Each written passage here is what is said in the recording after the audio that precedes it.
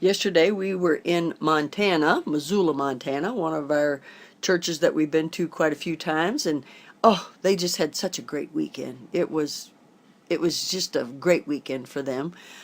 Pastor Tom Lamons and his dear wife Dawn have been here 25 years and started this whole ministry, started the church, and they've just grubbed it out, and they got a great bunch of people coming here, and it was exciting. They did a big day on Saturday, and we had one man that got saved during the carnival itself. We didn't actually have services Saturday, but it was such a great outreach. He had like, oh, 7 different families that came in that he didn't know, and it just was a good thing for his church to have that many visitors.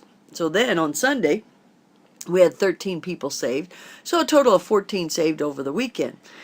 And my husband preached about my father's business. It's a sermon that he often does on Sunday night after having a big day, because he wants to thank the people, for their work. And as he was preaching that, I got quite convicted about my spirit. You know, ladies, I give these radio programs because I have to work on my spirit. And I want you to realize that you've got to work on it. Do you ever get tired of serving God? I think I was there. And I had to go forward after my husband preached and saying, Lord, I'm sorry that I wasn't excited about this weekend as I should have been. And I'm sorry that I was negative about such and such. I just had to talk to him and confess all that to him. And I want you to realize that if you are going to serve God, if you're going to minister, you got to realize it's because Jesus ministered unto other people that we have to minister unto all these people. Mark 10:45 says, "For even as the Son of Man came not to be ministered unto, but to minister and to give his life a ransom for many." What the word minister means is to attend and serve. So what I did over the weekend, I was having a little bit of attitude about doing it, and it's not right for me to do that. And then when I started thinking about attending and serving other people, I thought there's a lot of young women out there right now that they don't want to serve, they want to be served.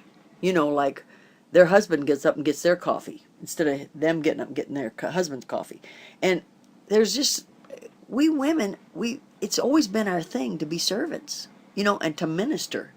And why should we not want to do that? Well, it's because we get selfish. I get selfish. I get self-centered. I get feeling sorry for myself, and so then I want somebody else to do it for me, or somebody else do the work and let me sit back and just enjoy myself.